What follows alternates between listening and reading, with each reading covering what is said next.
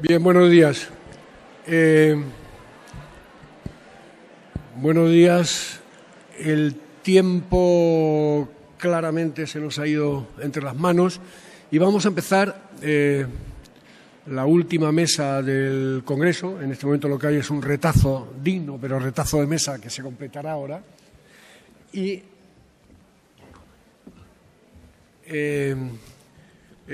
andamos mal de tiempo y entonces vamos a empezar ya. El primer día del Congreso, de lo que se habló básicamente fue del impacto global de la crisis sobre distintos aspectos de la sociedad y de las familias españolas.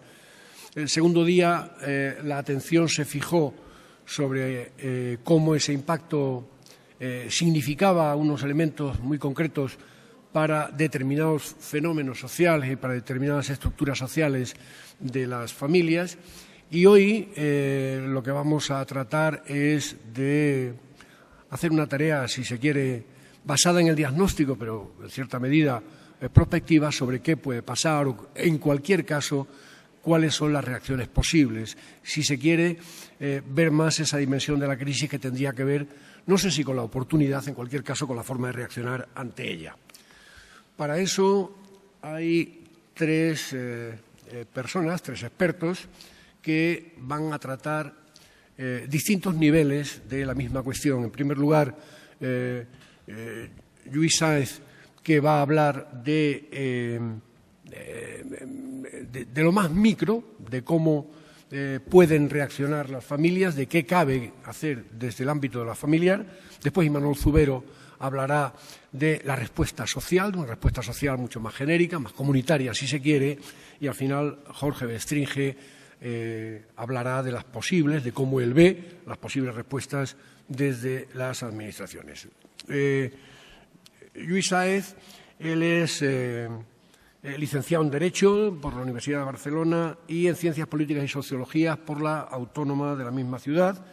Él trabaja fundamentalmente en el ámbito de la investigación social y también en tareas de docencia universitaria. Él da clases en ESADE, en la Escuela Superior de Relaciones Públicas de la Universidad de Barcelona, y en la Facultad de Ciencias Políticas y Sociología de la Autónoma de Barcelona.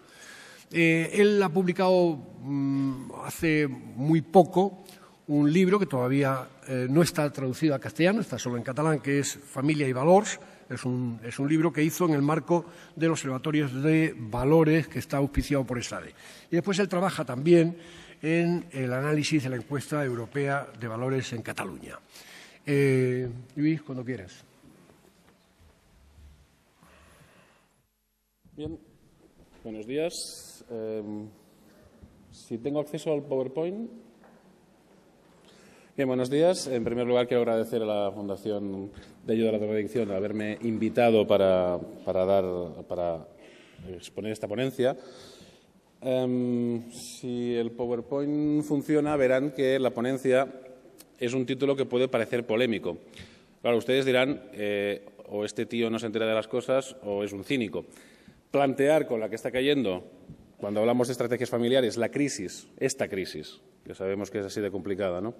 Esta crisis como oportunidad de cambio, pues casi de alguna forma parece que me esté choteando del personal. No es así, no es así. Antes me decía una de las personas que se encarga de la organización, hombre, igual ahora toca en esta jornada toca ser un poco más optimista, porque por lo visto llevan ya ustedes dos jornadas donde les explican que la vida es muy dura. Bueno, yo voy a seguir en esta línea, aunque intentaré terminar más que con optimismo, que a veces es ingenuo el optimismo, ¿no? Decía Carlyle que un pesimista es un optimista bien informado. No, yo voy a intentar terminar más bien con algún atisbo de esperanza, ya veremos cómo. Lo que no sé es cómo hacer para pasar las... de acuerdo, gracias. Gracias, Ainhoa. Vale. De alguna forma, concédanme el crédito, es decir, el título es el que es, ya les explicaré por qué de alguna forma. Vamos a ver, en primer lugar, les hablo un poco de lo que ha pasado. Ya que estamos hablando de las crisis y de la familia, les explico un poco cuál es mi perspectiva de cómo las familias han entrado en la crisis, o mejor dicho, cómo la crisis ha afectado a las familias. Pero una crisis, aunque sea una crisis económica, nunca es solo económica. La crisis seguramente tiene unos componentes bastante más integrales. No entenderemos la crisis si no entendemos el contexto. Pero es que además el contexto, cuando hablamos de un contexto familiar, es un contexto de cambios realmente, en este caso, brutales prácticamente, ¿no? En primer lugar, a ver, la institución familiar ha tenido de siempre, y además cualquiera que sea su estructura en cualquier tipo de sociedad, siempre ha tenido básicamente 4 roles fundamentales. Un primer rol, que es el rol de socialización, es la unidad primaria de socialización de los hijos, de las hijas, la crianza, digamos, ¿no? Hay un segundo rol, que es el rol convivencial. El rol convivencial, como saben, también es la unidad primaria de convivencia, pero ahí es importante un aspecto fundamental, que es la primera red, la principal red de transferencia de afectos. Eso no lo cubre ninguna otra institución, en principio. También tiene un rol económico que ha ido cambiando con el tiempo. La familia ha tenido un rol económico productivo, ahora ya no. Tiene un rol económico básicamente encarado a la unidad de consumo. Como les voy a hablar de consumo después, es importante tener en cuenta este rol también. No deja de ser fundamental, sobre todo en las familias occidentales. Y finalmente tiene un rol de protección social, que tiene que ver con la solidaridad parental e intergeneracional, que efectivamente ustedes saben ya que cubre la familia o debería cubrir la familia, al menos en una primera instancia. Bien, la evolución de la estructura familiar occidental afecta a estos roles. ¿Cómo ha evolucionado? De entrada, a nivel estructural, sabemos que hemos evolucionado de una familia troncal, de las llamadas sociedades tradicionales, donde la familia era un grupo relativamente extenso, también se le llamaba familia extensa, por cierto, ha evolucionado hacia lo que se podría llamar una familia nuclear. Es decir, con la neolocalidad, los hijos abandonan el hogar de los padres y forman un hogar distinto, separado y normalmente alejado geográficamente. No siempre había sido así. Había unas familias patriarcales que eran muy extensas. En todo caso, con la modernidad, con la familia nuclear, que reduce a solamente 2 generaciones, y 2 generaciones que tampoco son perennes, sino que hay una generación que es la de los fundadores del hogar, más otra generación que está en casa hasta que llegan a la mayoría de edad o a una cierta independencia económica. Pues bien, esa familia nuclear ha supuesto, entre otros muchos efectos, la fragmentación del grupo familiar. Fragmentación del grupo familiar que a la postre, no tenía por qué haber sido así, pero ha sido así, ha debilitado los lazos de solidaridad, por la vía de debilitar también los lazos de relación. Además, con el tiempo, en las sociedades occidentales se ha avanzado de un modelo rígido de división sexual del trabajo, es lo que en la terminología anglosajona se llama modelo breadwinner, es el modelo del ganador del pan, el modelo que de alguna forma especializaba al hombre como sustentador económico de la familia y era el rol instrumental, y especializaba a la mujer en el rol expresivo que implicaba tareas domésticas, reclusión evidentemente en la esfera doméstica, pero también una especialización en la crianza de los hijos. Bien. Hemos transitado del modelo breadwinner al modelo dual. Esto quizá es más reciente en el tiempo. En el modelo dual lo que ocurre es que trabajan tanto los hombres como las mujeres. También había pasado así antes, pero las mujeres trabajaban de forma secundaria. Es más, no se les reconocía como sujeto económico con plenos derechos. En la medida en que se avanza en la igualdad de género, sí que se reconoce eso, las mujeres acceden en igualdad de condiciones a la educación y finalmente irrumpen en el mercado de trabajo ahora de forma principal, es decir, no como elemento secundario. Lo cual conlleva muchas consecuencias. Una evidente es la independencia de las mujeres respecto de sus maridos, y eso, además, debería haber supuesto una democratización de la familia y al mismo tiempo una simetrización de los roles internos de la familia. Democratización ha supuesto, con sus fallos, pero ha supuesto. Simetría de los roles, teórica. En principio sí. A ver, si la mujer hace una traslación de una centralidad doméstico-familiar a una especie de bicentralidad, no es que abandone el aspecto doméstico-familiar, sino que se incorpora como aspecto central también en su vida al mundo del trabajo, a lo cual tiene derecho. Lo lógico hubiera sido suponer, y por eso digo que es teórico, que el hombre iba a hacer la evolución contraria. Es decir, de alguna forma, sin dejar su centralidad productiva, iba a entrar en una centralidad doméstico-familiar. Bien, esto es lo que no ha ocurrido en la práctica, ya lo decía Laura Balbo en los 70, y ha comportado una sobrecarga del trabajo de las mujeres. Las mujeres sí que no renuncian a ninguno de los dos ámbitos, y desde mi punto de vista bien que hacen, pero se encuentran con que si en el segundo ámbito no ha renunciado a nada, es más, no solo no renuncia, sino que hay cosas que hay que hacerlas. Es decir, al final el hijo tiene que crecer de alguna forma, al final las tareas domésticas alguien tiene que hacerlas, salvo en cuestiones, en determinadas clases donde eso se puede externalizar. Si el hombre no accede a esa esfera doméstico-familiar, la mujer está sola ante el peligro de alguna forma y no tiene más remedio que asumir esa sobrecarga. No quiere renunciar al trabajo, bien, y sin embargo se encuentra con que no tiene con quién compartir o no tiene a maridos que se corresponsabilicen. No es verdad que no haya cambiado nada, se evoluciona. El problema es que se evoluciona lentamente, y se evoluciona lentamente aquí, que somos mediterráneos, pero también en los países nórdicos.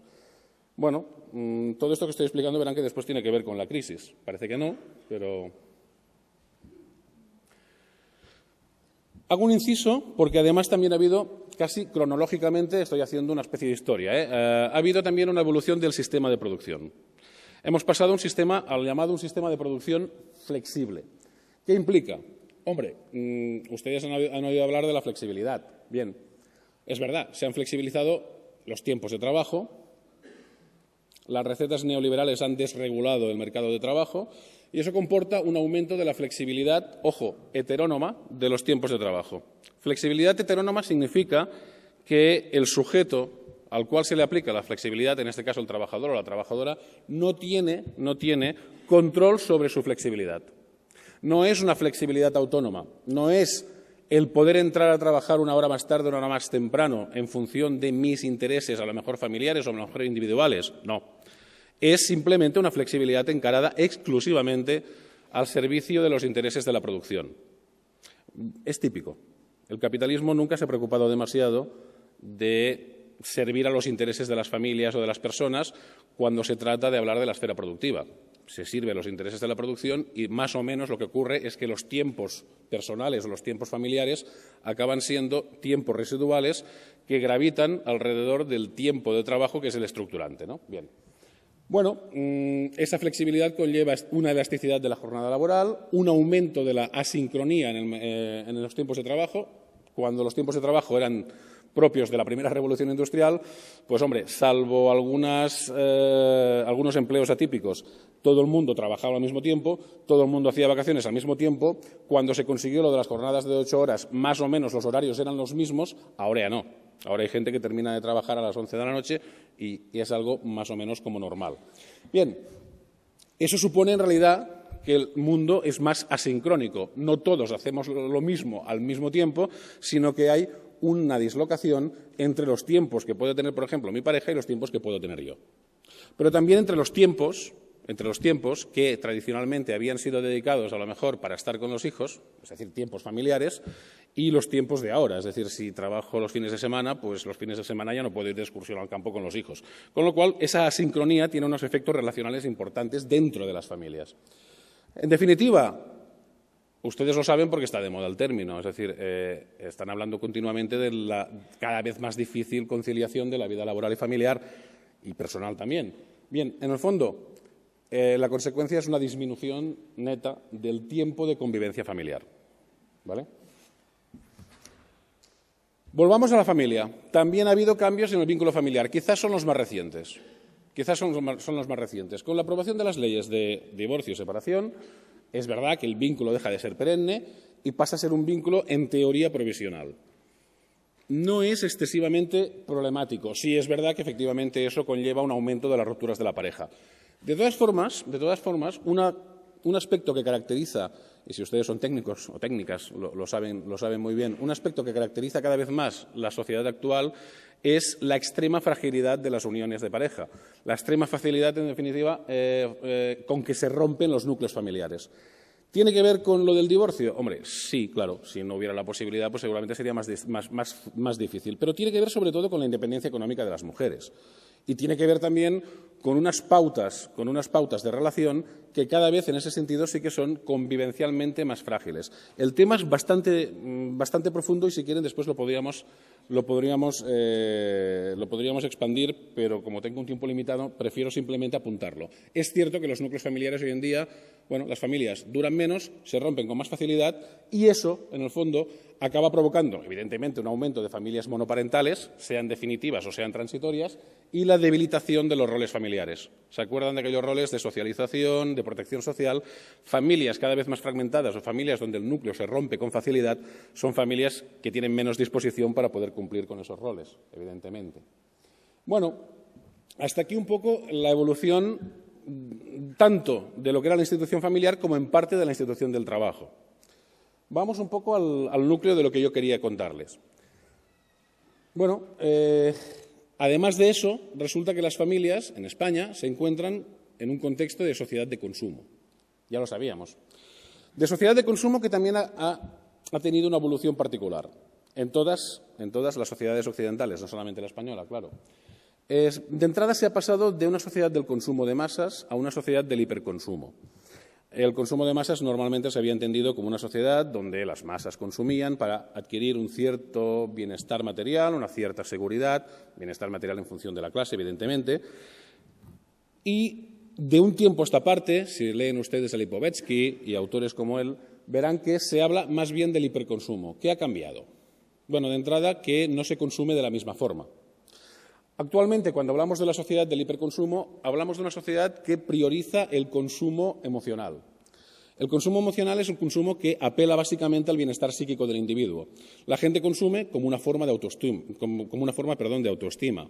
La gente consume como una forma de autorrealización personal. Es más, se identifica el consumo como una vía de vehiculización de la identidad, de adquisición de identidad, hasta el punto de que, si quieres, incluso te formatean el producto para que pienses que el producto es único. Es una forma de adquirir identidad propia, sirviendo a esa individualidad que también es característica de la época actual y al mismo tiempo estar integrado socialmente.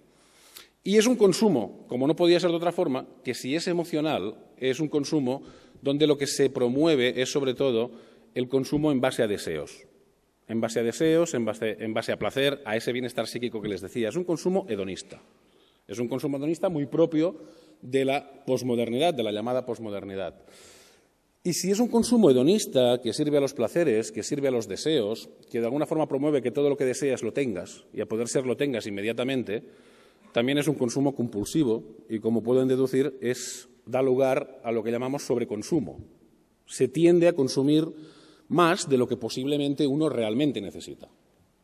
Es normal, porque es un ciclo más del consumo. De todas formas, la realidad a veces te encorseta. Puedes consumir hasta un cierto punto. Depende.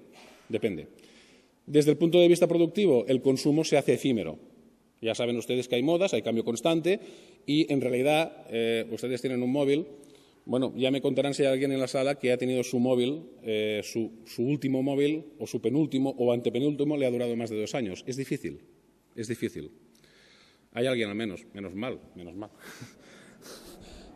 Pues les aseguro que es complicadísimo conseguir que los móviles duren más de 2 años. Y ya no digamos 3, 4 o 5 años. Y dices, no, y el móvil a lo mejor funciona igual de bien. Sí, pero le añaden cosas. Ahora llevan GPS, mañana llevarán un paraguas incorporado, bueno, no lo sé. La cuestión es que, en definitiva, crean necesidades nuevas. Eso que se llama obsolescencia programada. Todo cambia, todo pasa de moda muy fugazmente, se efimeriza el consumo y eso implica una necesidad de consumir más. Otra vez el sobreconsumo. Para más INRI, tenemos instrumentos financieros que también tienden al sobreconsumo. En estos momentos se puede comprar a crédito. Es más, podemos consumir, que eso es una cosa que las generaciones pasadas la verdad es que no lo entendieron nunca. Podemos consumir incluso muy fácilmente con un dinero que simplemente no tenemos, que es una expectativa. Evidentemente, eso también hace sobreconsumir. No hay el freno que había antes material al consumo. Eso ha comportado que tenemos familias hiperconsumistas.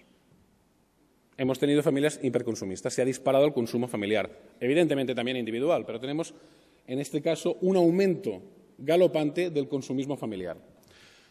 Curioso, aumenta el consumo familiar, pero sin embargo es un consumo menos compartido.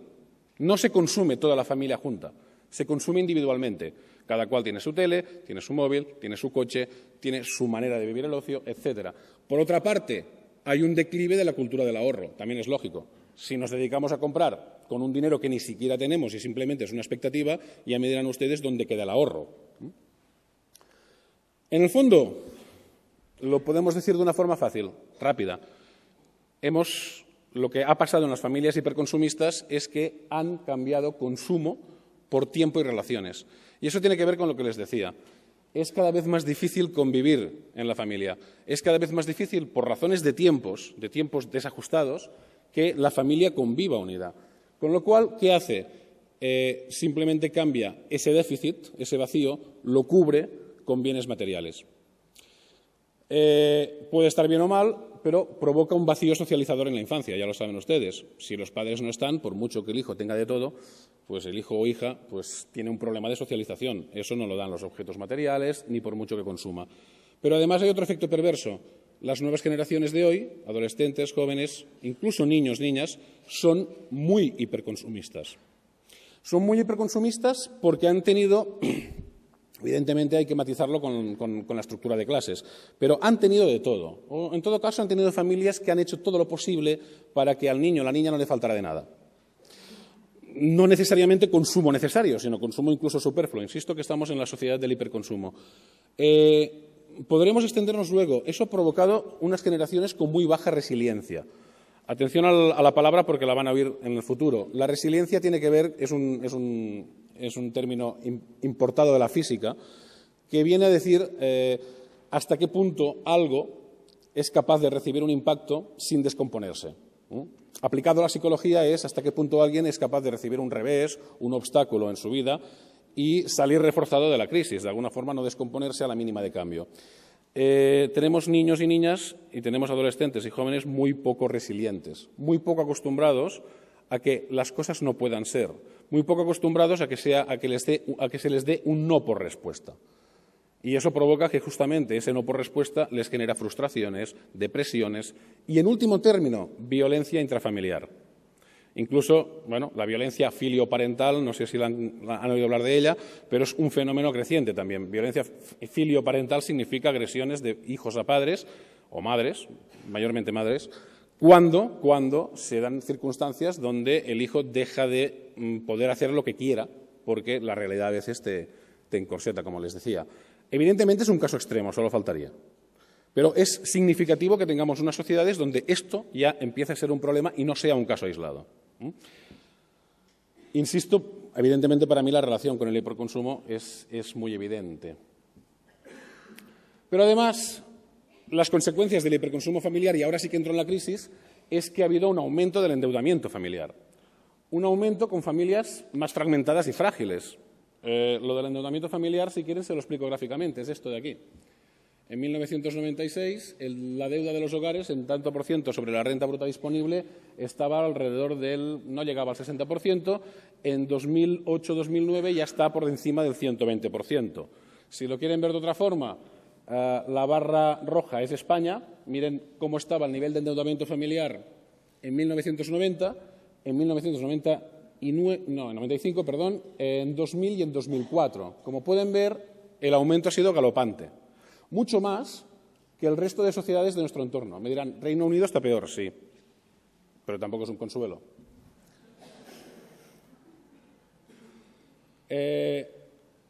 Volvamos un momento. A ver.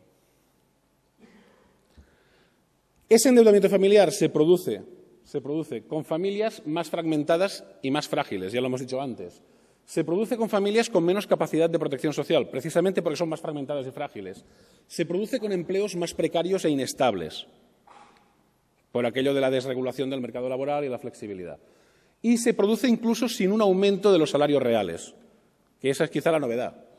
Eso lo explica muy bien esta gráfica del doctor Niño Becerra, que es catedrático de Estructura Económica. Fíjense ustedes en la línea azul. La línea azul es la evolución de los salarios reales en España. Fíjense que desde 1995 hasta 2005-2007 en realidad incluso decrecen. En el fondo se mantiene más o menos igual y en 2008 repuntan un poco. Es verdad, con la crisis hay que suponer que ese repunte va a durar poco, seguramente, pero vaya, esencialmente los salarios no han aumentado. No han aumentado los salarios, pero sí el endeudamiento familiar, sí el gasto familiar. Por tanto, ha decrecido la cultura del ahorro. ¿Qué ocurre? Miren las siguientes líneas. Aumenta vertiginosamente, lógico, la deuda de las familias, casi tocando ya lo que sería el salario real, y lo que está en aumento, pero negativamente se entiende, es el déficit por cuenta corriente de las familias. Como pueden ver, el escenario es pelín complicado. Dirán ustedes, hombre, pero había el tema del boom inmobiliario, ¿no? Estamos hablando de unas familias que tenían un patrimonio, tenían una casa que subía de valor. Eso también cuenta. Sí que cuenta. Es más, eso es una de las causas de lo que ha pasado. Es lo que llamamos el espejismo del efecto riqueza. Uno se cree que tiene un piso que vale lo que vale, pero eso es mentira. Es otra vez una expectativa, no es un dinero líquido. Cuando van las cosas mal y te toca vender el piso, es cuando te das cuenta que te toca vender el piso a lo mejor a ti, al vecino y al otro vecino, que son los que están sufriendo la crisis económica. Entonces te das cuenta de que cuando se pincha la burbuja inmobiliaria, lo que anteayer valía 40, ayer valía 50, hoy a lo mejor vale 30. Y eso es lo que está pasando también con las familias. Era un dinero con el que se contaba que muchas veces tampoco era real. Es decir, hemos vivido, de alguna forma, en un ambiente virtual más que real. Y hay el tema del hiperendeudamiento familiar. Es decir, lo que tenemos como consecuencia del hiperconsumo ha sido un hiperendeudamiento. Un apunte. En el trasfondo de esto está la famosa crisis de valores que yo defiendo. He escuchado al doctor Giner, que, bueno, está muy bien, es una opinión. No ve crisis de valores. A ver, la crisis de valores, crisis es cambio. Etimológicamente, crisis es cambio. Y sí, nuestra sociedad ha cambiado los valores, todas las sociedades cambian los valores son dinámicos, las sociedades son dinámicas. La sociedad ha cambiado los valores, algunos en positivo. Está muy bien que no nos matemos por ideologías y que seamos tolerantes, o que no nos matemos por religiones, e incluso admitamos la diversidad cultural. Y hay otros valores que también han cambiado, pero ahí es donde yo entro en la parte de la crisis negativa. Sin ánimo de ser apocalíptico, aunque ya sé que les he alegrado la mañana con esto, ¿no? Pero ahí es donde yo entro en lo siguiente. Vamos a ver, que haya caído la cultura del ahorro y estemos en una cultura del consumo desenfrenado e irracional es un cambio de valores. Pero es que además el consumo desenfrenado e irracional es un contravalor. O sea, es un valor que tiene efectos negativos. Desde mi punto de vista, evidentemente es un juicio también de valor lo que estoy haciendo, pero va por ahí. Y algunos de los elementos que las familias han perdido y otros elementos que las familias han ganado, entre comillas, como dirán ustedes, no ha tenido efectos positivos. Y, por tanto, sí, en el trasfondo, la cultura familiar ha cambiado. Ya no se ahorra, se hiperconsume, no hay un vacío socializador, es decir, las familias dimiten de su rol socializador para cambiarlo por un rol más materialista. También es un contravalor, oigan. Por tanto, para mí, sí, es una crisis de valor. Es una crisis de valor y, en ese sentido, pongo el enfoque en la parte negativa. Luego hay crisis de valores de la sociedad que pueden ser incluso positivas, evidentemente, ¿no? Sé que estoy muy fuera de tiempo y pido perdón de antemano, pero como hasta aquí lo que he hecho ha sido alegrarles la mañana, como digo, pues voy a intentar cambiar un poco el discurso. Muy rápidamente, claro, hasta aquí el problema. ¿Y la solución? La solución es complicada, de acuerdo. Yo les había puesto como título estrategias de respuesta y decía que la crisis era una oportunidad de cambio. El ser humano tiene como característica principal que aprende, pero que aprende a veces equivocándose y tropezando varias veces con la misma piedra. Bueno, miren, las familias ya responden ante la crisis. Responden de forma coyuntural, pero responden. Es evidente, la crisis no te da más remedio que racionalizar tu consumo, no cabe otra. Racionalizar tu consumo reduciendo el consumo superfluo, reduciendo el consumo crédito y retornando mínimamente a la cultura del ahorro. Aquí lo pueden ver. Pero, insisto, es una estrategia coyuntural y no es suficiente. Fíjense que el ahorro, la tasa de ahorro, que se ha mantenido básicamente siempre alrededor del 10% con fluctuaciones, en 2009 llega al 18,8%. Al 18,8%, fíjense que en 1997 llegó al 16,6%, después de la crisis del 93. Y en 1974, llegó al 16%, después de la crisis de los 70. Pero fíjense qué ocurre cuando la crisis empieza a remitir. Se baja otra vez el ahorro familiar y se vuelve a una lógica de consumo que ha llevado a un endeudamiento. Desde los 70 hasta aquí, las familias están cada vez más endeudadas, sin ningún tipo de ruptura. Por tanto, hombre, claro que están reaccionando, pero insisto, es coyuntural y no es suficiente. Y ahí es donde voy, y sí, les aseguro que es la última transparencia, perdón, por antemano, voy un poco a lo que sería mi propuesta. Es una de las posibles propuestas que deben salir. La familia debe reinventarse, y debe reinventarse de forma radical. No valen reformas, no valen parches. ¿Cómo debe reinventarse? Hombre, esto simplemente es un punto de partida, pero es una de las cosas que está surgiendo y que me parece un fenómeno interesante. Es una estrategia, no sé hasta qué punto habrán oído hablar de ellas, pero es una estrategia que se llama de downshifting. Se ha ido traduciendo de forma muy errática, a veces primero como desaceleración, después como decrecimiento. Ese movimiento empieza en los países anglosajones y se traslada rápidamente al resto del mundo, sobre todo el occidental, con sujetos que entran en crisis en un momento dado y deciden dejar de trabajar tanto, reducir su jornada de trabajo, reducir, por tanto, sus ingresos y, por tanto, reducir su consumo, para valorizar otro tipo de cosas. El tiempo con la familia, el tiempo personal, los hobbies o aficiones personales, el crecimiento personal, pero no derivado solamente de actos de consumo, no solamente de actos de consumo, y, de alguna forma, otro estilo de vida. Evidentemente es un cambio cultural y vuelve a ser un cambio de valores. En este caso creo que positivo. Lo otro simplemente es insostenible. Yo les decía, el hiperconsumo familiar ha acabado cambiando consumo por relaciones y tiempo. No hay relaciones, no hay tiempo, o hay menos relaciones, menos tiempo, y hay más consumo. Esto es lo inverso. Se cambia el tiempo y las relaciones de consumo que no se tienen por ese consumo que sí se tiene y que ya no se quiere. Se reduce el consumo y a cambio se gana en otro tipo de calidad de vida, no derivado del consumo. Por otra parte, son familias que practican la corresponsabilidad económica, el consumo sostenible y valoran más, en definitiva, como decía Eric Fromm en su momento, valoran más el ser que el tener, que es otra vez a la inversa de lo que hemos hecho ahora. ¿Entienden por qué sigo pensando que hay crisis de valores y que debe haber otra crisis de valores incluso, ¿no? Bien, la última de verdad, rápidamente. Simplemente, no, es verdad que no. Es que luego hay una pregunta que me pregunta eso, me parece. El caso es, está bien que las familias hagan eso. Fíjense que cuando he dicho que las familias han cambiado los valores, la responsabilizo de parte de lo que ha pasado con la crisis. No de la crisis. Ya sabemos que la crisis es culpa de los bancos, del neoliberalismo y de esas cosas que han hecho que el sistema económico sea un sistema de desmanes. De acuerdo. Pero sí es verdad que, en parte, las familias no han sabido afrontar esos nuevos tiempos, ¿vale? Han tendido a un irracionalismo económico.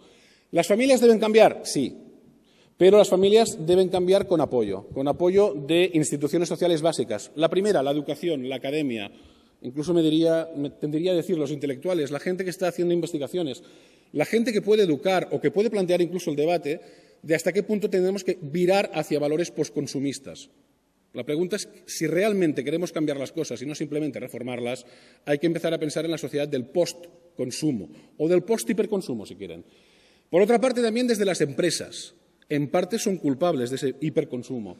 Deberían virar hacia un nuevo modelo de consumo sostenible, hacia una nueva organización de los tiempos de trabajo que sea más sensible a los tiempos necesarios para las personas y para las familias. Y, finalmente, a una actividad empresarial en conjunto socialmente responsable. Ya hay empresas que están en esa línea. Finalmente, desde el Estado debe controlarse las malas prácticas empresariales. Lo decía Stiglitz. Si dejamos sin control el mundo empresarial, las empresas que precisamente son socialmente irresponsables consiguen un cierto ventajismo competitivo. No, hay que controlar a esas empresas y sancionarlas, que es una forma no de fiscalizar a la empresa, sino de promover la buena empresa, la empresa socialmente responsable. Por tanto, no nos equivoquemos. Regulación sí, y regulación en apoyo de las empresas, pero de las empresas que la sociedad tiene derecho a exigir, que sean empresas no socialmente dañinas. Bueno, finalmente, lo último, que es prácticamente no lo desarrollo porque es de cajón desastre. Apoyo a las familias, económico, pero no solamente económico, también simbólico, también político, y a la convivencia intergeneracional, que es algo que también se está perdiendo. Sé que son muchas cosas, espero no haberles cansado demasiado, veo más o menos que no se me han dormido, lo cual está bien. Nada, simplemente gracias por la paciencia a la mesa, gracias a ustedes por su atención. Y esto, si no me funciona, y si tienen alguna pregunta, pues ahí está. Muchas gracias.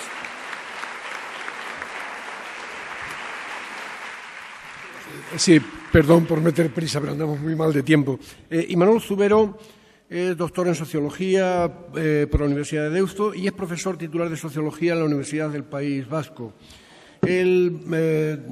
Su dedicación académica, más allá de a la docencia, lo dedica a la investigación, fundamentalmente de cuestiones que tienen que ver con la exclusión, con los derechos sociales, con el empleo, etcétera.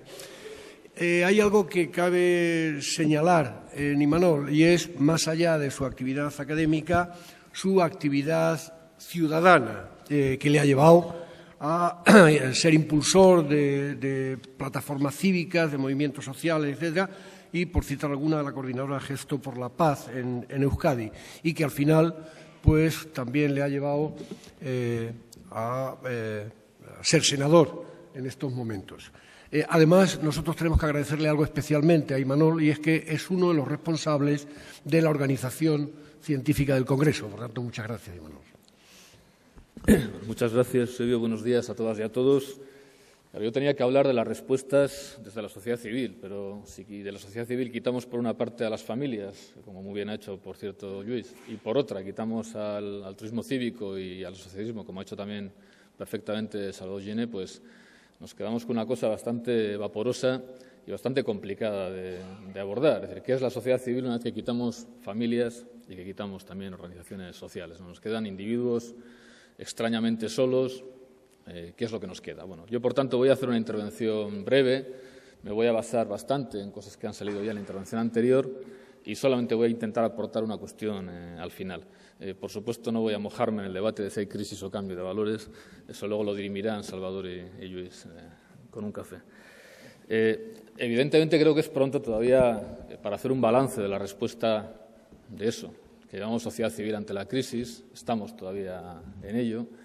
Pero yo sí creo que seguramente en esta crisis, como en todas, pues se ha demostrado algo que es muy interesante, que es muy positivo, y es lo que un sociólogo francés, Maffesoli, llama la cenestesia social o el perdurar societal, y que ahora seguramente con más éxito, tal vez porque tiene un matiz más psicologizante, a pesar de que efectivamente, como dice Lluís, viene de la física, se llama resiliencia. Es decir, la sociedad, a pesar de la crisis, en la crisis, en contra de la crisis o aguantándose la crisis, sigue funcionando razonablemente bien. Yo creo que las sociedades tienen una cierta capacidad de perdurar y la sociedad española en concreto está demostrando que también la tiene. Evidentemente haría falta profundizar en esto, analizarlo más. En algunos otros lugares se está haciendo. Hay un estudio muy interesante de una fundación, la Fundación Joseph Rowntree, que tal vez se conozca ahora. Es una fundación cuáquera que trabaja en Gran Bretaña y que tal vez es conocida ahora porque está financiando las visitas a España de Brian Currin, que es un abogado sudafricano que anda con estos temas de la mediación con ETA y tal. Bueno, pues la Fundación Rowntree, que hace estudios muy interesantes sobre cohesión social, comunidades multiculturales, crisis, tiene una investigación justamente sobre lo que se llama la resiliencia en 6 comunidades afectadas por la crisis. En España, que yo sepa, no tenemos datos de este tipo, pero yo sí creo que básicamente podemos decir que estamos respondiendo sin grandes fracturas sociales, aunque sí, como diré enseguida, con algunas víctimas destacadas. La familia, no voy a entrar, evidentemente, ha vuelto a mostrarse como el gran contenedor en la crisis, el gran contenedor de los problemas sociales, contenedor en los dos sentidos. Al final, todo acaba cayendo conteniéndose en eso que llamamos familia, definámosla como la definamos, y también está conteniendo, está aguantando seguramente pues determinados desarrollos pues menos favorables o menos positivos o consecuencias menos positivas de las crisis. Hay que señalar, en tercer lugar, que la crisis, esta última crisis, nos ha pillado en un contexto en España relativamente favorable. Veníamos de una década de crecimiento importante.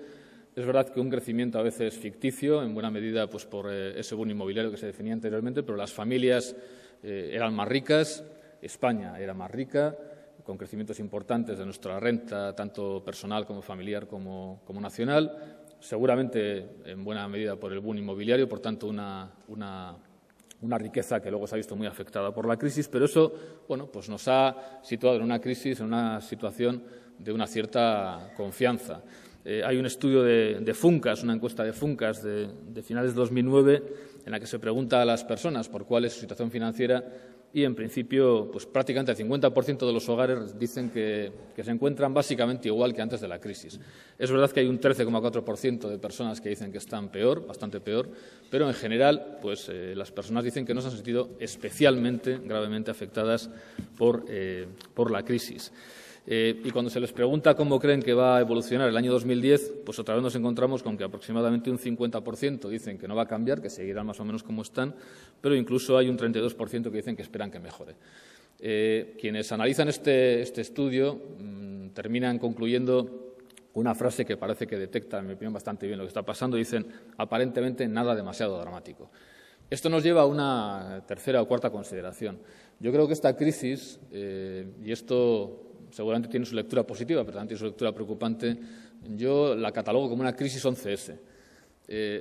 Todas y todos recordamos las dramáticas imágenes de las Torres Gemelas hundiéndose por el impacto de esos dos aviones guiados por terroristas y la cantidad de análisis de todo tipo, políticos, académicos, que nos decían que el mundo iba a cambiar radicalmente, que nadie iba a ser igual. Yo creo que si miramos fríamente lo que ha pasado desde esa época hasta ahora, diremos que efectivamente ha habido personas para las que el mundo ha cambiado muchísimo. En primer lugar, las víctimas y sus familiares, sin ninguna duda. Seguramente también hay una buena parte de poblaciones en el mundo que están viéndose afectadas por los cambios en la estrategia geopolítica de Estados Unidos, el tema del terrorismo global, tal y cual, violaciones de derechos humanos. Pero en general, más allá del lamento un poco pueril que en ocasiones hacemos de cuánto nos revisan en los aeropuertos cuando tenemos que viajar y tal, quienes viajamos en avión habitualmente, nuestras vidas siguen estando bastante parecidas a lo que eran antes, ¿no? Yo creo que esto es algo que ocurre mucho. Con esta crisis está pasando también. Digo que esto puede ser bueno porque indica que nuestras vidas, al fin y al cabo, para mucha gente no están siendo muy afectadas. También es malo porque puede dar una sensación como de que aquí no pasa nada, ¿no? Pero en todo caso es una especie de crisis 11S. Nos dicen que esto está tremendo, que todo está no sé cómo, que cambia mucho la cosa. Bueno, tal vez nuestras vidas luego cambian un poquito menos. Evidentemente, lo decía antes, hay víctimas.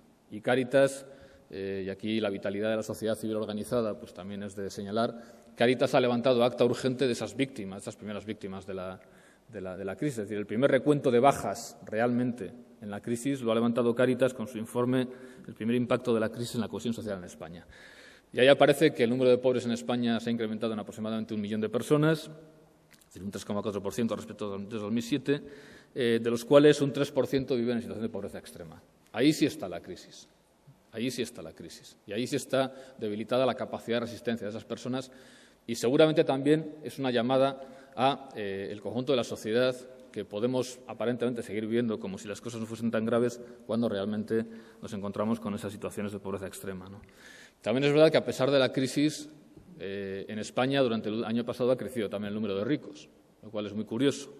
Hay un estudio de Merrill Lynch que dice que el número de ricos en España ha crecido un 12,5% durante el 2009, hasta tal punto que en este momento habría 143.000 personas, pero ricas, muy ricas. En todo caso, esta es una crisis o es una situación que sí cae sobre un tejido social, sobre un tejido cultural, en el que la solidaridad como valor republicano, porque yo creo que la solidaridad como impulso social, como impulso individual sigue actuante, lo planteaba antes Salvador y yo estoy muy de acuerdo con él, pero la solidaridad como valor republicano, es decir, como elemento fundamental sin el cual ni la libertad ni la igualdad pueden funcionar, está viéndose debilitada en los últimos tiempos. Yo creo que una cuestión que los gobiernos, especialmente los gobiernos de izquierdas, incluido el propio gobierno español, pues debería exigírsele. Yo creo que cuando han querido responder a la crisis han abordado la cuestión como si fuese un puro problema de ajuste entre ofertas y demandas de empleo, un puro problema técnico, para entendernos, de técnica jurídica, de reformar algunas legislaciones, de hacer más ágil o más competitivo, más productivo el mercado de trabajo.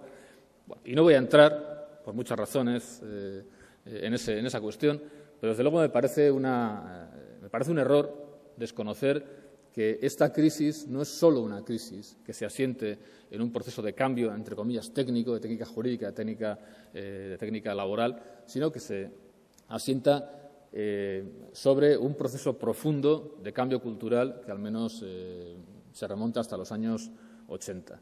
Yo estoy muy sorprendido estos días en España viendo cómo la socialdemocracia española o los socialistas españoles de alguna manera se olvidan de su propia tradición más cercana y, por ejemplo, se olvidan de cómo en los años 80 publicaciones vinculadas al Partido Socialista Obrero Español, muy vinculadas en algunos casos, pues publicaban artículos de socialdemócratas como Goran Cerborn o como Percebosky, otra gente, donde decían, por ejemplo, que estábamos asistiendo a una reorganización político-social conservadora que era una auténtica, y leo textualmente, revancha contra los avances culturales, políticos y sindicales de la izquierda en los años 60 y 70.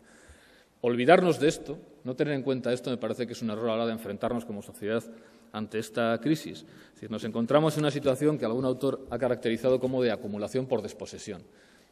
Ante eso estamos. Es decir, los bienes públicos, y ahora le puede tocar a las pensiones o puede tocar a otros bienes públicos, sencillamente se están convirtiendo, se están privatizando, están sirviendo para acumular riquezas privadas. Bueno, ¿qué sociedad, y voy terminando, va a salir de esta crisis? Evidentemente es la pregunta más importante, ¿no? Hay algunos datos preocupantes. Yo creo que, por ejemplo, determinados indicadores de aumento de desafección política, pues me parece preocupante, me parece explicable. No diré, ahora que me toca, yo no soy senador, estoy en el Senado, que es distinto, y dentro de año y medio dejaré de estarlo, ¿no? Pero yo entiendo perfectamente que la gente esté cabreadísima con la política, ¿no? Pero también me parece un poco absurdo que despreciemos, como que esté cabreada con los sindicatos. Mucha gente ayer que decía, no hago huelga porque los sindicatos no sé qué. Bueno, lo comprendo, lo puedo comprender, lo puedo explicar, pero me parece un poco absurdo que de las pocas herramientas de intervención colectiva que tenemos, pues vayamos por una razón o por otra quitándonos una. Pues las ONGs porque no hacen nada, los otros porque son corruptos, los otros porque no sé cuántos, y al final nos vayamos quedando cada vez sin nada, ¿no? Entonces, bueno, hay un indicador preocupante que es la desafección política creciente. Otro indicador preocupante es el incremento de movimientos, discursos xenófobos. A mí esto me parece muy, muy preocupante. Habría un tercer indicador también pues, que puede llevarnos a la preocupación, que es menos dramático, pero a largo plazo igualmente demoledor, que sería eso del buscarse la vida. O dicho en términos más sociológicos, como plantean algunos analistas, buscar soluciones biográficas, soluciones personales a problemas estructurales. También esto, en última instancia, es demoledor porque acaba por vaciar o por debilitar la energía cívica, la capacidad social de resistencia. ¿Habrá un nosotros para aprender de la crisis o cada uno irá a lo suyo? Creo que es una pregunta importante. La encuesta a la que estoy haciendo referencia de Funcas, que es la última que yo conozco sobre estas cuestiones de la crisis, nos dice que los españoles no somos demasiado optimistas respecto de esta cuestión. Aproximadamente el 66% decimos o dicen, porque esto de las encuestas siempre es muy complicado, ¿no? Pero decimos o dicen que no, que cada uno iremos a lo nuestro, que no vamos a aprender gran cosa de la crisis, aunque es verdad que hay un 25% que decimos o que dicen que sí, que seguramente vamos a ser más conscientes de que tenemos que pensarnos de otra manera, tal vez en la línea de lo que planteaba también Lluís, ¿no? Evidentemente, la sociedad civil, las ciudadanas y los ciudadanos, no tenemos que aguantar los discursos que están queriéndonos culpabilizar de la crisis. Hay un ejemplo especialmente extremo y, por tanto, espero que no sea muy generalizable, pero es un ejemplo. Es, por ejemplo, la vía que está utilizando en los últimos meses, un analista que publica sus artículos en el periódico El Mundo, Salvador Sostres. Por cierto, hay un movimiento en Facebook muy interesante que quieren nombrarle gilipollas del año. Y no hace mucho tiempo, con bastante éxito, escribía un artículo titulado Una huelga de empresarios, donde decía cosas como estas. Decía, las crisis, que son siempre culpa de los pobres, las acaban pagando siempre los ricos, entre otras cosas porque son los únicos que tienen dinero para pagar. Las crisis son siempre culpa de los pobres, de toda esa gente que firma hipotecas como autógrafos y se va de vacaciones con el crédito de la Visa. Toda esta gente se ha cargado la economía sin una piedad. Bueno, y seguía, ¿no? Yo creo que esto es intolerable. Es intolerable y es auténtico terrorismo intelectual. Y no sé, pues si ahora estamos pensando si hay que quitar la ley de partidos en relación a Batasuna, pues igual hay que hacer una ley de intelectuales para que determinadas cosas pues no funcionen. Es una broma, ¿verdad? Lo digo con cabreo. Pero en todo caso esto no se puede aceptar. Pero sí tenemos, de alguna manera, que asumir una cierta corresponsabilidad. Me interesa menos si somos corresponsables en lo que ha ocurrido, pero somos muy corresponsables en lo que tiene que poder ocurrir a partir de ahora. Y ahí estoy también bastante de acuerdo con lo que decía Lluís, ¿no? Es decir, tenemos que intentar salir de esta crisis, sobre todo no cayendo en un error, y es pensar que la crisis empezó en el 2008, en el 2007, porque antes no había crisis. No, antes había crisis. O sea, antes no había normalidad. Es decir, antes no había normalidad. Por tanto, salir de la crisis no es volver a lo que había. Volver a lo que había sería un auténtico error.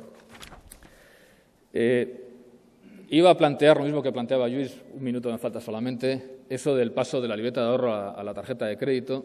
Creo que lo ha explicado él muy bien y sencillamente lo dejo así. Yo creo que ahí tenemos un error. Tenemos que pensarnos otra vez. O sea, no es posible vivir muchas veces por encima, no ya de nuestras posibilidades, porque lo vamos a poder pagar.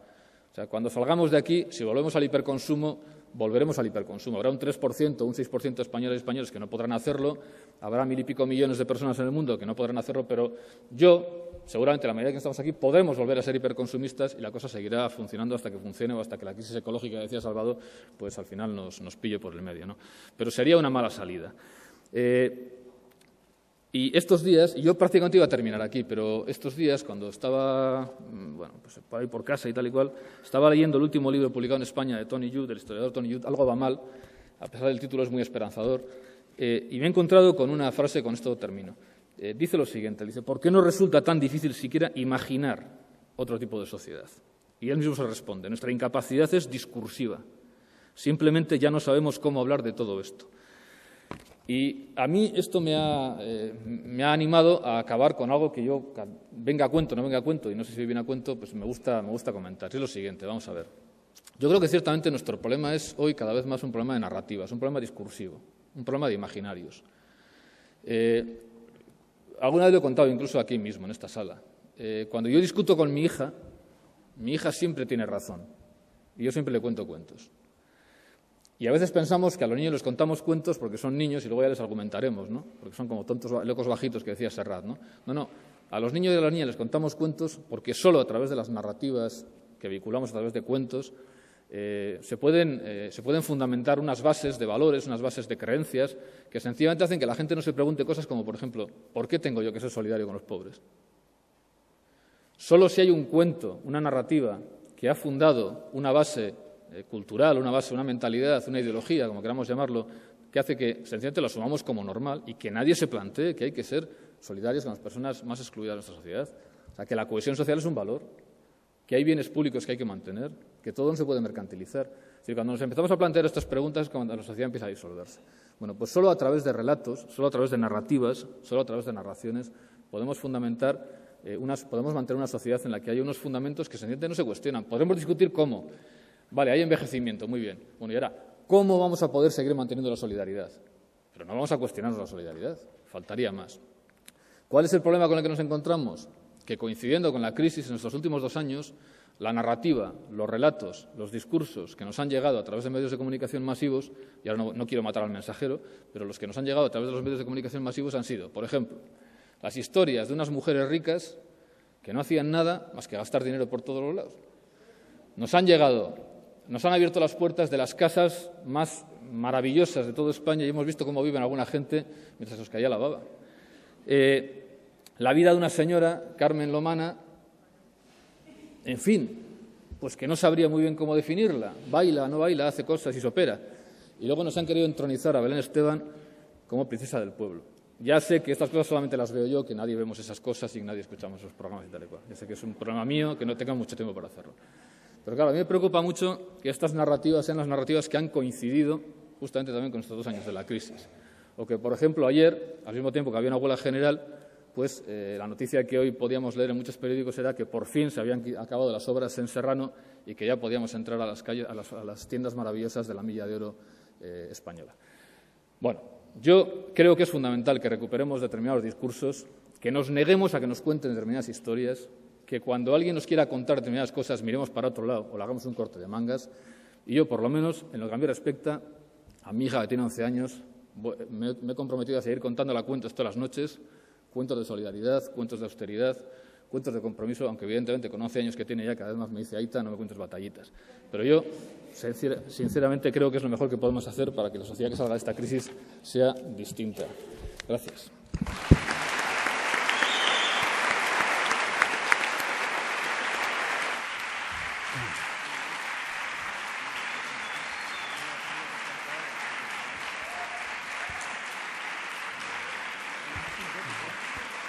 Muchas gracias, Imanol.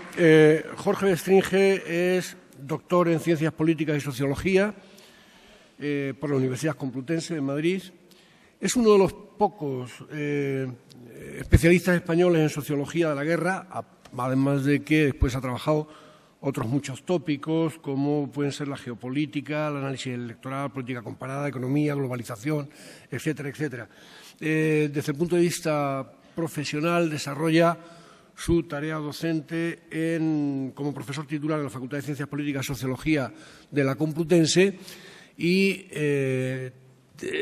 si algo lo caracteriza, en esa línea que estos días se ha dicho aquí, de que en alguna medida hay que reivindicar la política, es su vocación política en el mejor sentido de la expresión. Pues muchas gracias y adelante. ¿Puedo hablar desde aquí? Sí, sí. ¿Sí me oye? Sí, sin ningún problema. Muy bien. Bueno, esta crisis va a durar como mínimo hasta 2015, sin ninguna posibilidad de volver a niveles aceptables de empleo durante bastante tiempo después. Esto si no hay más petadas, porque puede haber más petadas. Irlanda, Gran Bretaña, los propios Estados Unidos, que están en una situación mucho más desesperada de lo que los medios de comunicación reconocen.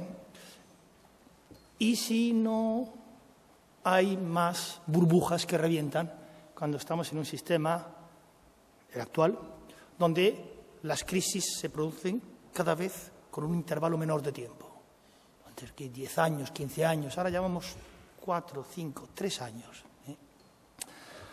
El origen aparente de la merdé en que estamos es el crack bancario inmobiliario. Bueno, los bancos petan, ya se sabe cuál es el esquema, hay que socorrerlos, lo cual aumenta el endeudamiento estatal, que se añade al que ya hay, y a la deuda privada, que existe, como se ha puesto de relieve aquí en la primera intervención. Pero en esta situación hay un origen, más lejano. Ya sé, yo tengo una cierta tendencia a remontarme hasta los fenicios, pero me van ustedes a perder un pequeño recorrido histórico. Siempre se ha dicho que la Segunda Guerra Mundial desembocó en un modelo binario, es decir, dos modelos, el capitalismo anglosajón por una parte y el modelo soviético por otra. No es verdad. Después de la Segunda Guerra Mundial hubo 3 modelos, o sea, 2 más 1. El tercero, algunos lo han llamado capitalismo renano. Su filosofía originaria era ni. Es decir, no un sistema soviético, pero tampoco un sistema a lo anglosajón. Se apoyaba en un modelo keynesiano que reconoce más o menos esto. En una sociedad industrial la producción no plantea problemas, pero hay algo que sí plantea problemas, es cómo colocar esa producción, es decir, el consumo. Marx dictó una ley llamada Ley de la Realización, según la cual si yo fabrico este vaso, yo no gano ningún beneficio con él. Solo gano beneficio si logro vender el vaso y me lo pagan. A eso se le llama realización. Esto significa, por lo tanto, que cada vez más, a partir de 1945, las economías se han ido basando en la necesidad de cada vez un mayor consumo, porque sin consumo no hay realización.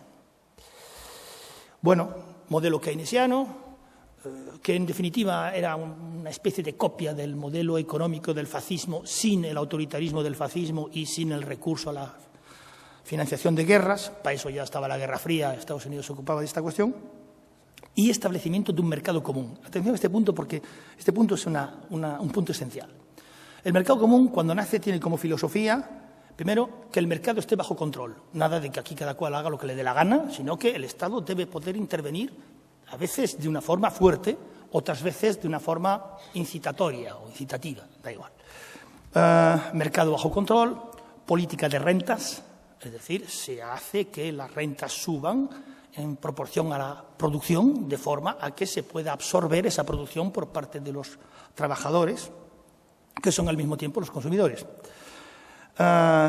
Política económica voluntarista, es decir, se potencia la industria, son los famosos 30 felices años del keynesianismo. Pero hay un factor más, que los profes no tienen en estos momentos mucho interés, porque quizá lo hayan olvidado, en ese modelo. Ese modelo era un modelo de libertad de circulación dentro, pero con protección hacia afuera.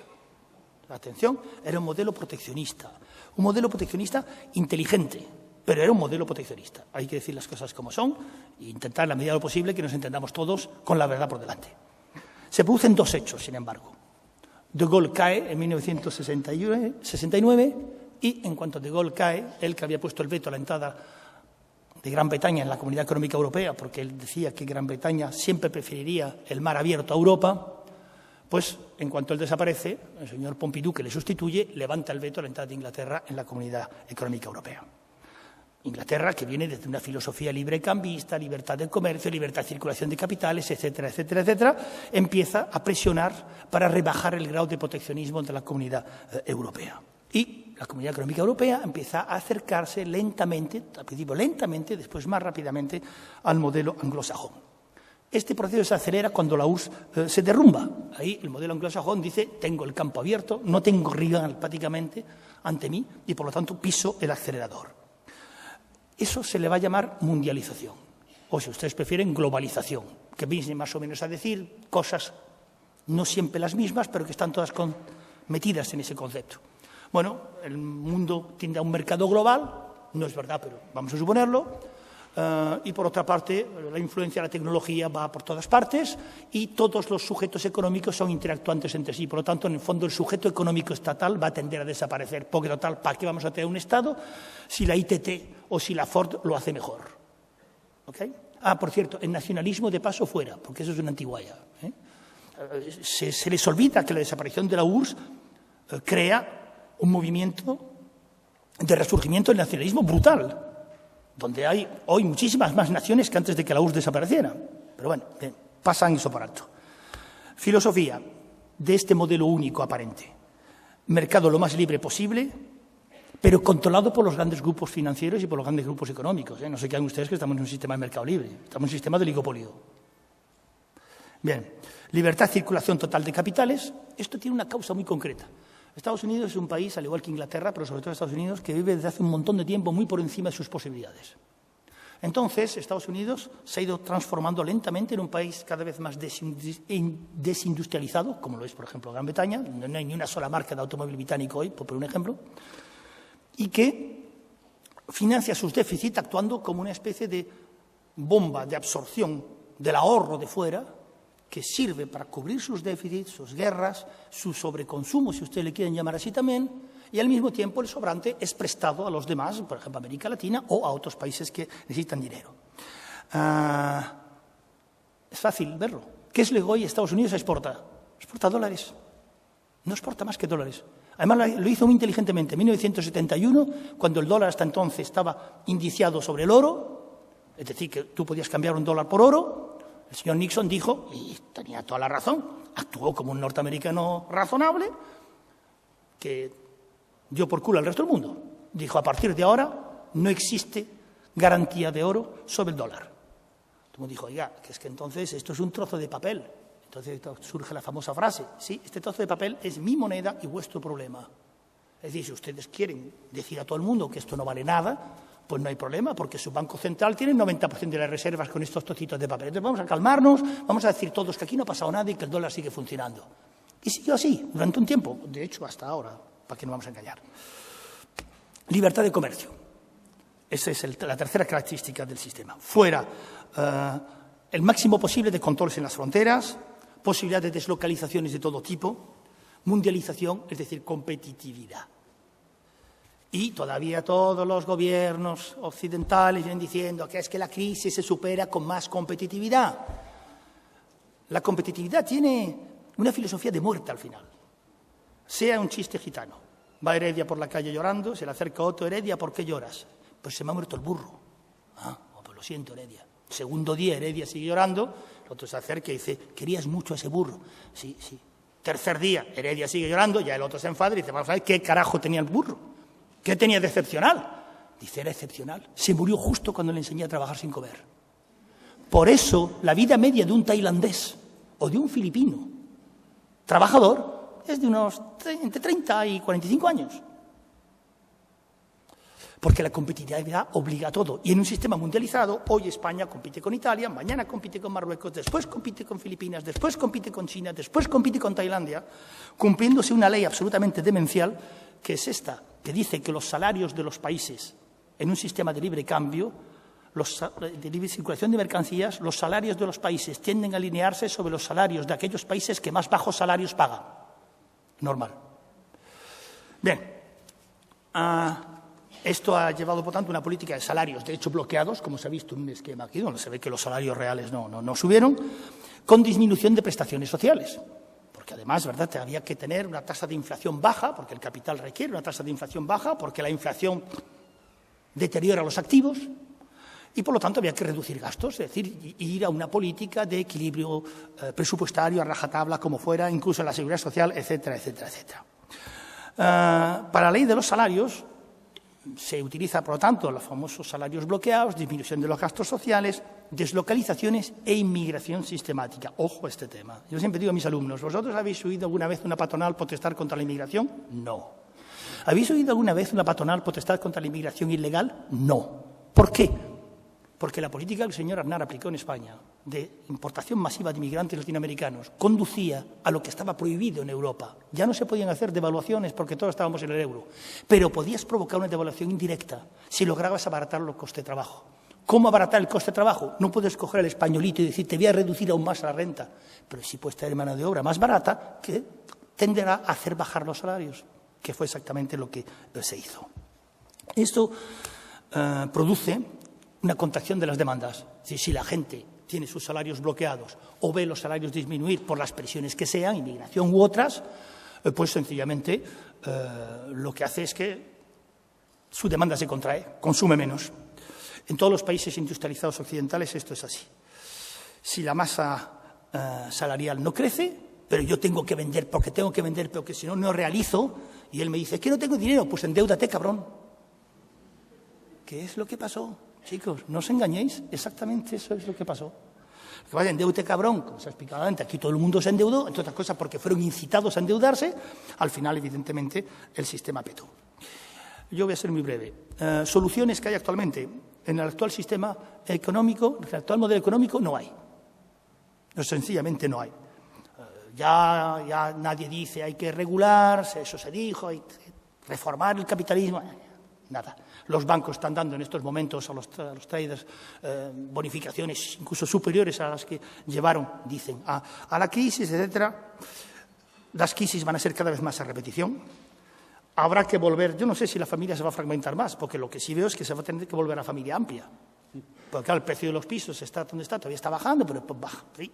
Ya, como no hay empleo, habrá que ir a vivir a casa de los abuelos, estando los papás, y luego, ¿verdad?, el hijo. Ah, y por cierto, el hijo de la niña. O sea, 4 generaciones. Por cierto, va a tener que ser así también por otra tendencia.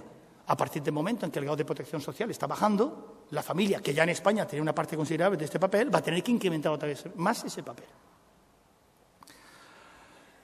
Habría que volver a la filosofía del mercado común, que consiste en proteger.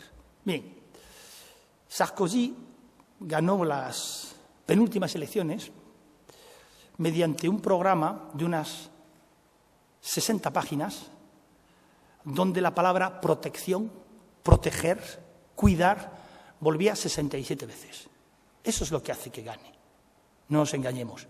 En estos momentos, claro, es la parte más cutre de la cuestión, pero también existe los casi triunfos de los populistas de derecha, e incluso a veces de extrema derecha, vienen de alguna forma de esa especie de protección que ellos piden que se haga frente a la inmigración extranjera, o frente al Islam, o frente a patatí, o frente a patatá.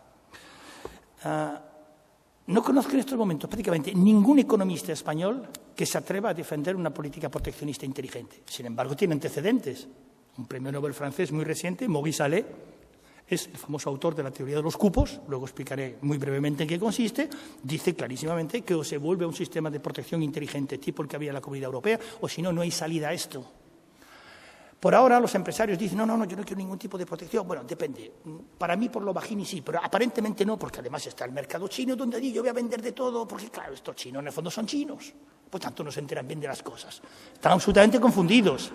El nivel tecnológico chino es muy alto. Ya fabrican su propio Airbus, ya fabrican su propio tren de alta velocidad, por cierto, bastante rápido. Por cierto, mandaron un misil arriba, mandaron un satélite y luego se tomaron el lujo de decir, y ahora mando otro y pumba, me lo cargo. Para que la gente tuviera bien claro, ¿verdad?, que China no es exactamente la tacita de arroz, ¿verdad?, la sonrisa permanente, el mono azul y el librito rojo en la mano. No. Por cierto, que China lo está haciendo inteligentemente. De los 100 grupos mundiales más importantes, casi 40 son chinos y, por cierto, de los 40, 38 son estatales. O sea, no son de propiedad privada, son de propiedad del Estado. Bueno, en fin. Miren, Es muy sencillo.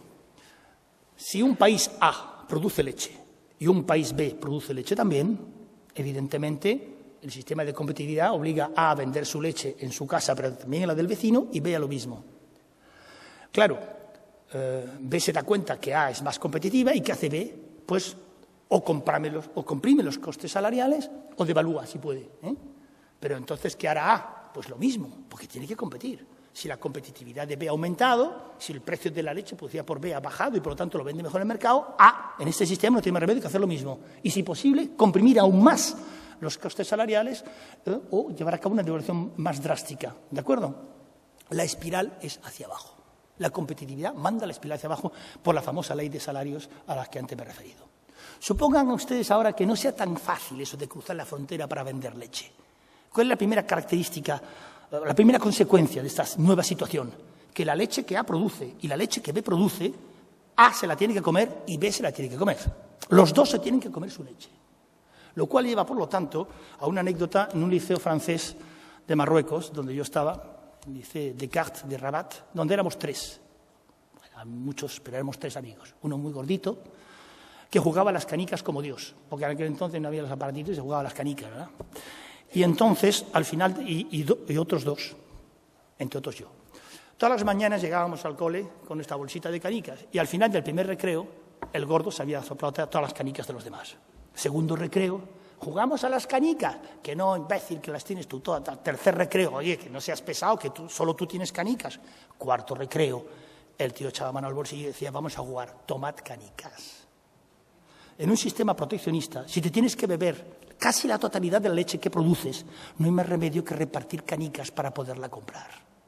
Esto hace que en un sistema de protección, no total, pero es inteligente, al menos selectivo, los salarios tiendan al alza en lugar de tender a la baja. ¿Ok? Y además, este sistema puede dar mucho dinero para gasto social. Esto hay que decirlo a zapa. Teoría de los cupos. Supongamos que Europa necesita cada año 100.000 nuevos automóviles, pero supongamos que solo produce 50.000 nuevos automóviles. Es decir, por lo tanto, tiene que importar 50.000 automóviles de fuera. Bueno, los puede importar, no pasa nada. Pero yo dividiré los 50.000 en 5 cupos de 10.000 y pondré los cupos a subasta. ¿Usted quiere exportar a Europa? Usted exporta a Europa y Europa importa su producto, pero usted paga por exportar a Europa.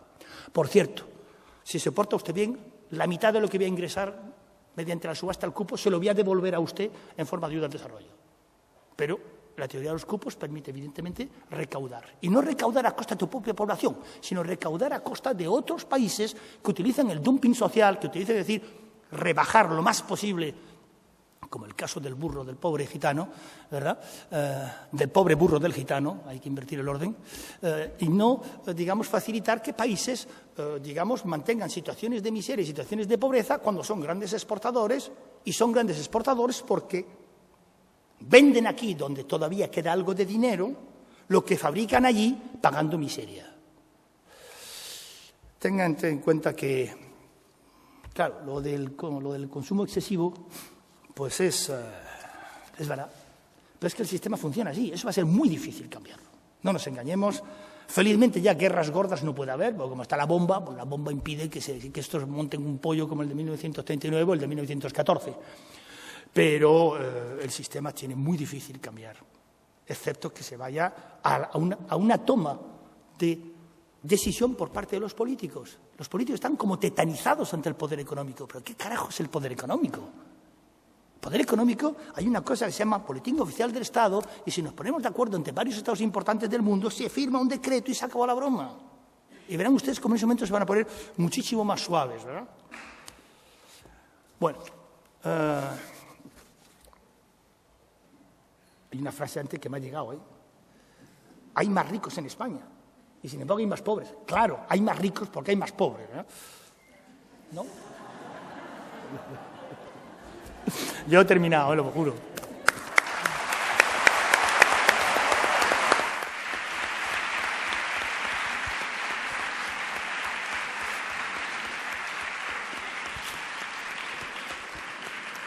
Muchas gracias. Tenemos 10 minutos para preguntas. preguntas no obligatorias. Preguntas no obligatorias hay ya 3. Vaya. Obviamente, para quien primero habló, para Luis. Hay dos que tienen una cierta relación entre sí, que vienen a preguntar, vamos a ver, ¿cómo imaginas las familias del futuro si efectivamente pues te hacen caso en eso que dices de cambio de los valores y todo esto, ¿no? Y en cualquier caso, ¿qué mensajes se le podrían mandar a las familias para que te hagan caso? Vale. Sería lo primero. Y después otra que es, yo creo que tiene un cierto afán provocador, y es, ¿qué empresas conoces que sin hacer publicidad que intente que el consumo sea sostenible y que no, a cambio, que renuncie en alguna medida a defender a ultranza sus intereses, ¿no? Sí. Muy bien. Bueno, empezando por el principio, claro, ¿cómo imaginas las familias del futuro? Hombre, del futuro y no del futuro. Esas familias que yo les decía existen. Yo les decía, el downshifting ese es un punto de partida, pero es que ya es un fenómeno social. Emergente, incipiente, es verdad, pero creciente también. Existen. ¿Cómo son ese tipo de familias? A ver, como les decía, hay que volver a recuperar. Cuando hablaba de la crisis de valores, no lo he dicho, pero es una cosa muy evidente. La posmodernidad ha traído mucho más individualismo, en parte por ese consumismo galopante y desenfrenado y irracional, y se han perdido valores colectivos. En parte son familias que han recuperado esos valores colectivos. De hecho, pensar que está bien consumir menos y tener más tiempo para los hijos ya es recuperar un cierto valor colectivo, si quieren, aunque sea muy a nivel micro. ¿Cómo son ese tipo de familias? Hombre, son familias que han recuperado, el control sobre los propios tiempos, personales y familiares, porque ahí también cabe el individuo. Son familias que incluso han desarrollado estrategias comunitarias muy interesantes, que no me ha dado tiempo de desarrollar, pero algunas les puedo explicar en unas cuantas pinceladas de que han ido. Son familias que, por ejemplo, han montado en algunas ocasiones redes de economía del trueque, que se llama, para incluso intercambiarse y reutilizar una serie de pertenencias que pueden, en un momento dado, pues no interesar a una familia y sí a otras. Y un punto muy interesante que también sigue siendo incipiente. No sé si han oído hablar de las bancas del tiempo. Bueno, es otro ejemplo. Es decir, se intercambian tiempos donde alguien viene y hace algo desde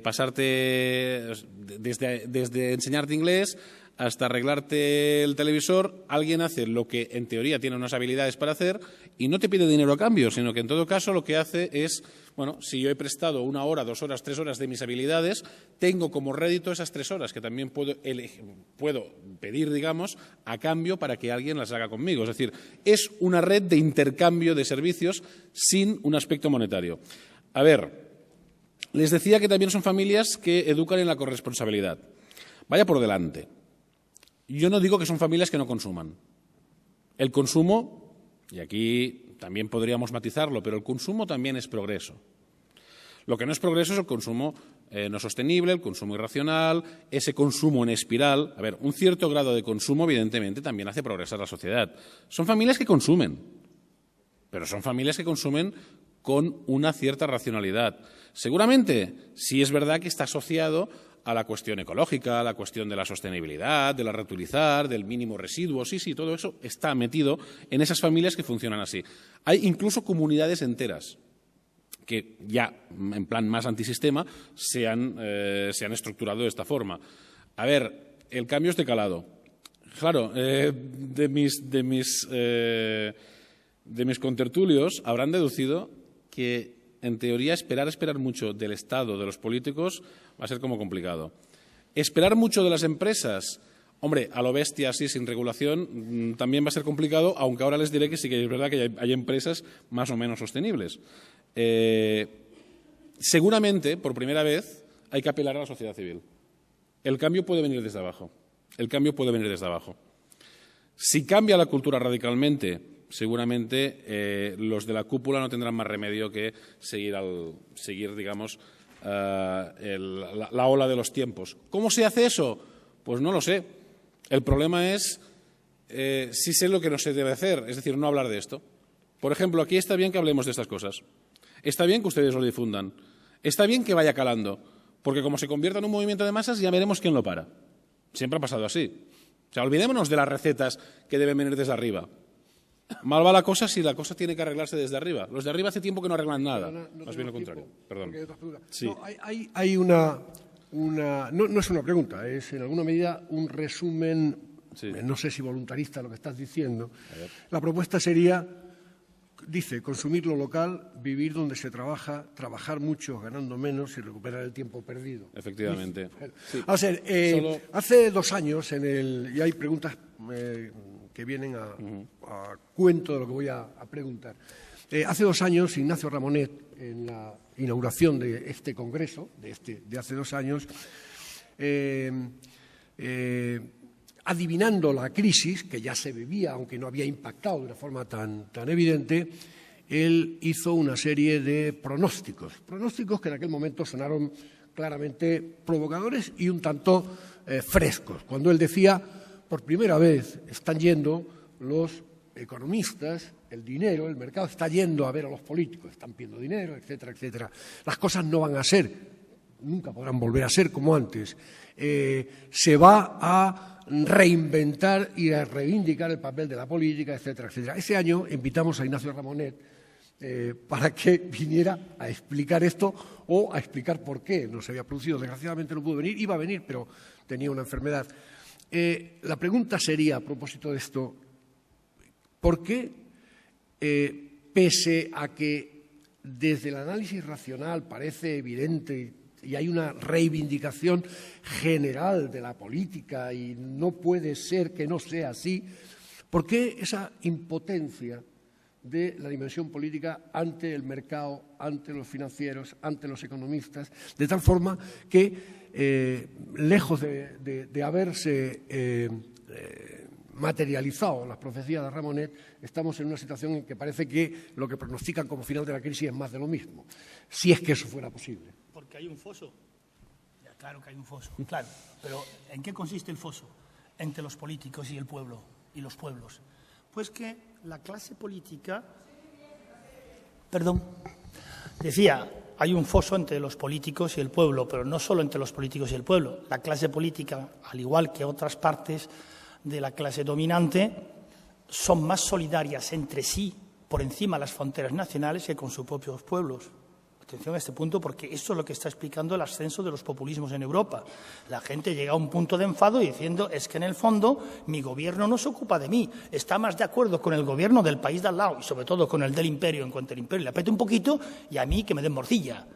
Y eso es lo que está produciendo la sensación por parte de la gente de que, bueno, hay que empezar a buscar otro tipo de líder político y, claro, el problema es cómo se selecciona y a ver cuál es la fauna que aparece ahora. Pero es evidente que en estos momentos, para entendernos bien,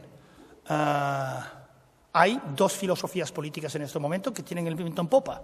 Una es la vuelta al racismo, desgraciadamente es así, no nos engañemos, y la otra es la irrupción del populismo. Entonces, ¿qué es lo que ha pasado? Pues ha pasado un ambiente general de que las cosas son solamente de una forma, que hay un círculo de la razón, que hay como una vía de ferrocarril de la cual uno puede salir, la famosa teoría de la gobernanza.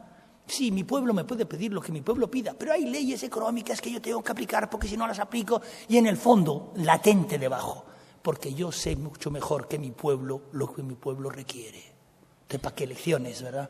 El paso siguiente es no hacer elecciones, hagamos sondeos. Y, por cierto, cuando sepamos lo que el pueblo opina, pues no forzosamente hagamos lo que él pide, sino lo que la razón económica nos lleva a aplicar. Y claro, cuando los políticos, porque todo sistema democrático requiere un cierto grado de demagogia, un cierto grado, depende de los políticos, pero hay un cierto grado y yo tengo que conseguir un voto, si tengo que conseguir un voto tengo que convencerle de que me vote. Y muchas veces se me va a calentar la boca, se me va a calentar la pluma y voy a ofrecer hacer mucho más de lo que realmente deseo hacer. Pero es que además después están las elecciones con las vueltas siguientes. Es decir, no, mire usted, es que ha ganado la derecha. Antaño han ganado la derecha, ahora viene la vuelta sindical, se van a enterar. El gobierno de derecha terminaba dando marcha atrás. Ahora ya no. ¿Ha ganado la izquierda o ha ganado la derecha? Bueno, ahora viene la segunda vuelta, que es la vuelta del muro del capital, que existe hace un montón de tiempo, como todos sabemos, pero que en estos momentos es Dios. O sea, el capital es Dios porque no hay nada enfrente, porque los gobernantes no se atreven con él. En mi opinión. Imanol, como miembro del Comité Científico, cierra la mesa. ¿Tienes algo que decir en relación con esto? No, pensaba que le habéis preguntado a Jorge. No, vamos a ver. Yo creo que la cuestión de la capacidad de influencia de la política sobre los procesos sociales es poderosa. Yo estoy de acuerdo con una frase que decía Jorge en un momento, cuando decía el poder del boletín oficial del Estado, ¿no? Lo cual nos está indicando que la política pues para algo sirve, ¿no? Pero decía, si 7 gobiernos, los que sean, se ponen de acuerdo, es decir, si en Europa podría ser un espacio por escala, por historia, por presencia, por potencial económico, podría ser un espacio para inventar otro mundo posible. Podría serlo. ¿Por qué no se ponen de acuerdo cuando al final entramos en unas competencias y en juegos de suma cero, donde al final, pues, para que uno salga adelante, otro tiene que hundirse y tal? Bueno, porque la política no acaba de actuar. Entonces, la política tiene una enorme potencia, pero yo creo que tiene una impotencia de partida. Por muchas razones, seguramente muchas veces por razones impostadas, ¿no? Pero tiene una impotencia de partida. Yo siempre utilizo la misma idea. Yo digo, los políticos, en los que hay de todo, hay buenos, malos, regulares y medio pensionistas, gente solidaria con los suyos y gente que también se preocupa más por la gente. Bueno, hay de todo, como en todos los lados. Pero los políticos se caracterizan por una cosa que es fundamental, es que todos son votívoros. Es decir, son votívoros, son animales súper especializados que se alimentan solo de votos, igual que el koala se alimenta de eucaliptus y el oso panda se alimenta de bambú. Son votívoros, no cazadores o a veces carroñeros, que dicen, ¿dónde está el voto? Si es un voto moribundo, pues van, y si es un voto vivo, pues lo cazan. Y ponen trampas o esperan, pero son votívoros. Y, en fin, yo creo que los ciudadanos y las ciudadanas alguna responsabilidad tenemos también al final de qué tipo de alimento damos a los ciudadanos, ¿no? A los políticos, perdón.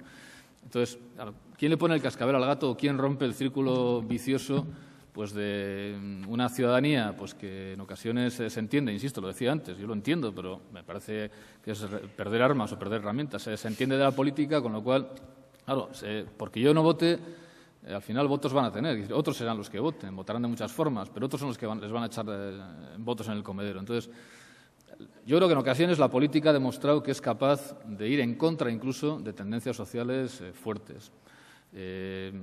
Yo qué sé, en el caso de España, por ejemplo, pues el avance que se ha producido en derechos civiles, en temas de identidades sexuales y tal, pues yo creo que eso es un ejemplo de que la política ha tenido mucha capacidad también de presentar. No tengo muy claro que la ciudadanía española estuviese tan por la labor en algunas reformas legales. En Euskadi, por ejemplo, yo estoy convencido de que en Euskadi la política ha estado durante muchos años muy por delante de lo que hacía la ciudadanía en relación al terrorismo y a la violencia de ETA, por ejemplo.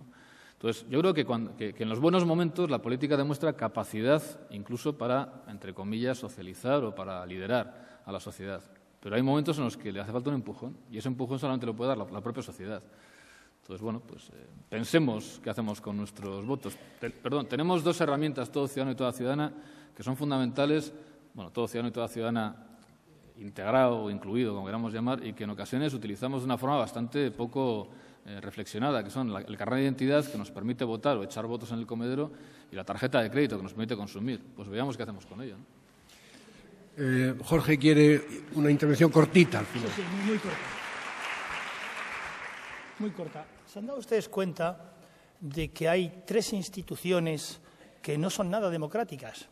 Una, la Universidad Complutense, sí, claro, donde el rector es elegido mediante el sistema de colegios, ¿verdad? 2, la Iglesia Católica, donde el Papa nombra a los cardenales que luego le nombran a él o al siguiente. Y 3, los presidentes o directores de los bancos centrales. ¿Se han dado ustedes cuenta cómo los bancos centrales se han independizado totalmente del poder político, sobre la base de una especie de afirmación según la cual tienen que poder aplicar una política económica y monetaria sin intervención del poder político? Pero el poder político es el único que tiene algo de representatividad, al igual que el sindical. El bancario, ¿qué representatividad tiene? No tiene ninguna, y menos cuando además se eligen entre ellos. Y nosotros no podemos ni decirle a un banquero, oye, que no estamos de acuerdo con la política monetaria que en Europa se está aplicando. Porque tienen que ser sacrosantamente independientes, es decir, servir los intereses del capital, porque de ahí vienen, ¿qué otros intereses van a servir? Muy bien, pues con esto terminamos la mesa. Muchas gracias a los tres, muchas gracias a todos.